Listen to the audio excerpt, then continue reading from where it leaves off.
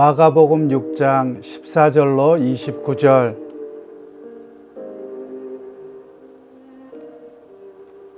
이에 예수의 이름이 드러난지라 헤롯 왕이 듣고 이르되 이는 세례 요한이 죽은 자 가운데서 살아났도다.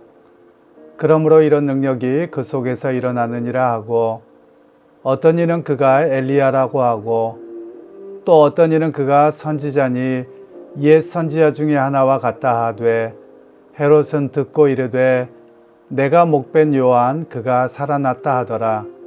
전에 헤롯이 자기가 동생 빌립의 아내 헤로디아에게 장가든 고로 이 여자를 위하여 사람을 보내어 요한을 잡아 옥에 가두었으니, 이는 요한이 헤롯에게 말하되 동생의 아내를 취하는 것이 옳지 않다 하였음이라. 헤로디아가 요한을 원수로 여겨 죽이고자 하였으되 하지 못한 것은 헤롯이 요한을 의롭고 거룩한 사람으로 알고 두려워하여 보호하며 또 그의 말을 들을 때 크게 번민을 하면서도 달갑게 들음이러라. 마침 기회가 좋은 날이 왔으니 곧 헤롯이 자기 생일에 대신들과 천부장들과 갈릴리의 귀인들로 더불어 잔치할세, 헤로디아의 딸이 친히 들어와 춤을 추어 헤롯과 그와 함께 앉은 자들을 기쁘게 한지라. 왕이 그 소녀에게 이르되 무엇이든지 내가 원하는 것을 내게 구하라, 내가 주리라 하고, 또 맹세하기를 무엇이든지 내가 내게 구하며 내 나라의 절반까지라도 주리라 하거늘, 그가 나가서 그 어머니에게 말하되 내가 무엇을 구하리이까? 그 어머니가 이르되 세례 요한의 머리를 구하라 하니, 그가 곧 왕에게 급히 들어가 구하여 이르되 세례 요한의 머리를 소반에 얹어 곧 내게 주기를 원하옵나이다 하니, 왕이 심히 근심하나 자기가 맹세한 것과 그 앉은 자들로 인하여 그를 거절할 수 없는지라. 왕이 곧 쉬병 하나를 보내어 요한의 머리를 가져오라 명하니, 그 사람이 나가 옥에서 요한을 목베어 그 머리를 소반에 얹어다가 소녀에게 주니, 소녀가 이것을 그 어머니에게 주니라. 요한의 제자들이 듣고 와서 시체를 가져다가 장사하니라. 오늘 말씀은 세례 요한의 죽음이라는 제목으로 함께 말씀을 나누겠습니다.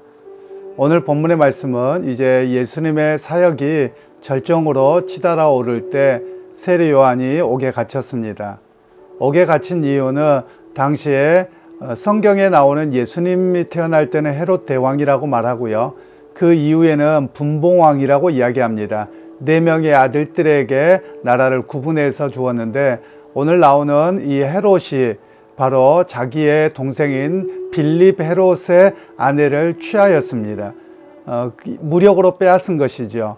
그것에 대해서 부당함을 세례 요한이 선언했고, 또 백성들 또한 여전히 분노하고 있었습니다.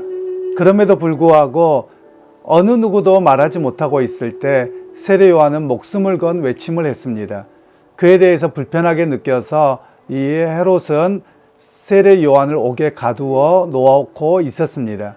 그런 상황에서 오늘 그 집안에 잔치가 있었는데, 헤롯의 동생이었던 빌립의 아내 헤로디아가 그의 딸이 춤을 추게 했습니다. 연회가 무르익었을 때 그 춤자리에서 사람들이 흥에 젖어 있고 술에 취해 있을 때 이 헤롯이 망언을 하지요. 실언을 하지요. 너무 예쁜 나머지 너무 홀딱 반해서 네가 원하면 내 나라의 절반까지도 주겠다, 이런 허언을 하게 됩니다. 그때 이 아이가 어머니에게 가서 물어봤더니 어머니가 세례 요한의 목을 달라라고 이야기를 합니다. 그래서 그가 고민하다가 결국은 다른 사람들의 이목 때문에 그것을 들어준 이야기가 오늘 본문의 이야기입니다. 그러면 먼저 첫 번째로 우리에게 말씀하고 있는 것은 바른 말씀을 전하다 보면 때로는 이런 고난이 있더라라는 것을 우리가 알기도 합니다. 핍박이 있기도 하고 죽음이 있기도 합니다. 그런데 믿음의 사람들은 끝까지 진리를 선포합니다. 해야만 합니다. 왜냐하면 이 땅의 삶이 영원한 것이 아니라 이 땅의 옳고 그름을 바르게 이야기해 줘야 될 스포크스맨이 바로 우리 교회에 그 사명이 있음을 또한 이야기를 하고 있는 것이지요. 그러면서 오늘 17절에서 20절 말씀은 헤롯은 자신의 잘못된 것을 지적함에 대해서 처음에는 세례 요한을 선지자로 여겼습니다. 그래서 매우 불편했고요. 그래서 그는 어떻게 해야 하지 못했습니다. 그런 가운데서 오늘 신앙에 대한 것으로 이렇게 이해해 볼 수 있습니다. 즉 신앙의 어떤 말씀을 들었을 때는 말씀의 깨달음이 주어질 수는 있습니다. 그런데 마음에 찔리기만 할 뿐 변화가 없으면 그건 참 신앙이라고 할 수 없는 것을 이야기합니다. 오늘 헤롯은 분명히 자신의 죄에 대해서 지적을 할 때 찔림이 있었습니다. 그런데 찔리기만 할 뿐 세례 요한을 풀어주거나 또는 자기의 잘못되었음을 온전하게 회개하고 삶을 되돌이키거나 이런 역사가 전혀 없었다라는 것이죠. 그래서 오늘 우리의 믿음 생활도 마찬가지입니다. 믿음이 찔림으로 끝나면 안 되고 삶의 태도와 삶의 변화까지 이루어지는 것이 참 믿음이다라는 것을 오늘 우리에게 말씀하고 있습니다. 그리고 이제 19절에서 24절 말씀에는 헤로디아는 결국 자신이 얻고자 하는 것을 얻습니다. 그것은 바로 세례 요한을 죽이는 일이었습니다. 이 헤로디아도 자신의 첫 남편이었던 빌립은 정말 유약했거든요. 나라도 적었고요. 그래서 자신의 야망을 이루기 위해서 오늘 헤롯과 결혼을 해서 자신의 야망을 채우고자 합니다. 결국 욕심이 잉태하여 죄를 낳는 그런 상황이 되어졌던 것이죠. 결국 자기 욕심 그리고 자기의 결혼을 정당화하기 위해서 그 불편한 소리를 제거해 버리는 것입니다. 오늘 우리 주변에서도 내가 듣기 좋아하는 소리만 들어서는 아니 됩니다. 옛날에 그 개그 콘서트인가요? 뭐 이렇게 그런 곳에서 그런 이야기가 한번 나왔었습니다. 그 임금님의 딸랑딸랑 뭐 이런 이야기도 나왔죠. 그래서 듣기 좋아하는 소리만을 한다면 여러분 그 사람은 결국 타락하고 더 큰 범죄에 들어가게 됩니다. 그래서 오늘 우리가 깨어 있어야 되는 것은 비판하는 자들이 있어야 됩니다. 비난과 비판은 좀 다르죠. 비난은 끌어내리기 위함이라며 비판은 정당하고 공정한 이야기를 하는 것이죠. 객관적으로 볼 수 있도록 하는 것이 우리에게 필요함을 말씀하고 있는 것입니다. 그래서 여러분 오늘 우리가 때로는 나에게 비판의 소리가 쓰게 들리더라도 여러분 그 들을 수 있는 귀가 있기를 소원합니다. 듣지 아니하면 여러분 결국 내가 어디로 가는지를 잘 모릅니다. 일반적으로 세계 역사에서 독재가 나타나는 현상에 대해서 이야기를 합니다. 독재는 왜 나타나느냐? 자기에게 불편한 사람들을 다 숙청하는 겁니다. 제거하는 거예요. 그러니까 전부 다 와서 자기에게 딸랑딸랑 좋은 이야기만 합니다. 그런데 우리가 다 아시는 것처럼 독재자의 말로는 어떻습니까? 결국은 온 국민들에게 끌어내림을 당해서 그의 삶이 처절하게 짓밟히는 것을 우리가 알고 있습니다. 그러기 여러분 오늘 우리 개인의 삶에서도 그렇고 교회 안에서도 그렇고 우리가 정당한 비판을 들을 줄 알아야 됩니다. 그런데 우리가 비판하는 것도 오늘 세례 요한과 또 여기에 나와 있는 헤롯과의 좀 다른 점이 있겠습니다만 교회 안에서도 우리가 언어를 잘 표현할 필요가 있어요. 그것은 인격을 상하게 하지 않는 것입니다. 그리고 자신의 의견을 잘 어필하는 것이죠. 그래서 보통 언어를 이야기할 때 I 언어와 U 언어라고 이야기합니다. U 언어는 비난하는 언어입니다. 당신 그거 틀렸어요. 이렇게 해야 돼요. 라고 하면 사람들이 경직하게 되고 공격하는 것으로 듣습니다.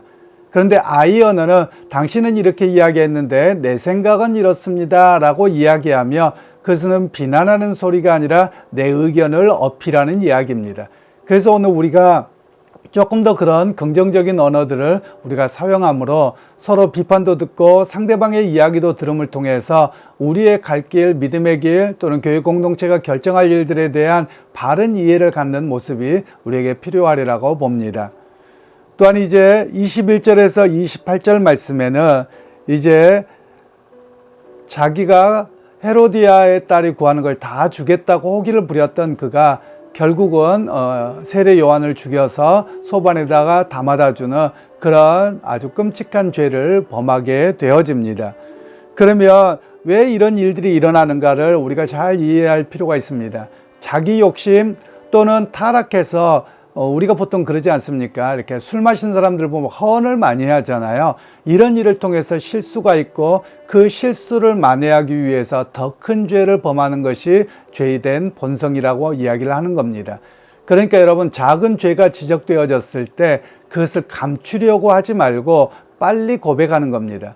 그런데 우리가 작은 실수를 그냥 실수로 넘어갈 수 있어요. I'm mistake라고 할 수 있거든요. 그런데 그 실수를 감추기 위해서 보다 보면 더 큰 거짓말을 해야 되고 그 거짓말이 결국은 죄를 짓게 되는 일까지 오늘 생기는 내용이 오늘 본문의 이야기입니다. 물론 하나님의 구원 역사 속에서 보자면 세례 요한의 사명은 여기까지입니다. 그렇지만 그냥 본문의 말씀 속에서 우리의 삶에 적용하자면 너무나도 극악무도한 사람의 작은 실수 또 잘못을 덮기 위해서 더 큰 범죄를 저지르고 있는 그런 죄악의 모습을 우리가 발견할 수 있습니다. 그러기 여러분, 믿음 가운데 살아가는 여러분, 오늘 우리가 믿음의 사람입니다. 그러면 누군가가 내 잘못과 연약함을 지적하거나 깨달아졌다며 그것을 뭉개고 앉아서 더 큰 범죄로 나가지 아니하고 하나님 앞에 회복된 사람으로, 믿음의 사람으로 서야 될 줄로 믿습니다. 그래서 여러분, 오늘 세례 요한의 죽음이라는 제목으로 말씀을 보았지만 여러분, 이 죽음이 결국은 예수님의 구원의 역사에 귀하게 쓰이는 구원의 역사였기도 합니다. 한 페이지이기도 합니다. 또한 구약 시대는 끝났고 예수님의 새로운 시대가 되었음을 말씀하고 있는 내용이기도 합니다. 여러분, 새 시대의 사람은 어떻게 살아갑니까? 과거에 사로잡혀 살지 않는 것입니다. 과거의 죄악에 사로잡혀 살지 않고 죄가 지적되었을 때 속히 회개하고 변화된 삶의 걸음을 걸어가는 것이 우리 그리스도인의 새 시대의 사람일 것입니다. 그러기에 여러분, 오늘 하루도 여러분 믿음 가운데 새 시대의 백성으로 승리하고 살아가는 모두가 되기를 주님의 이름으로 축원합니다. 거룩하신 아버지 하나님, 은혜를 감사합니다. 오늘도 주께서 함께해 주셔서 귀한 은혜의 자리, 믿음의 자리, 소망의 자리로 나오게 하신 것을 감사합니다. 작은 죄를 덮기 위해서 더 큰 범죄를 범했던 헤롯을 보면서 우리 역시 하나님 앞에서 좀 더 정직하게 하시고 솔직하게 하시고 작은 죄가 지적되었을 때 속히 회개의 자리에 서 있을 수 있는 우리 모두가 되게 하옵소서. 예수님의 이름으로 기도하옵나이다. 아멘.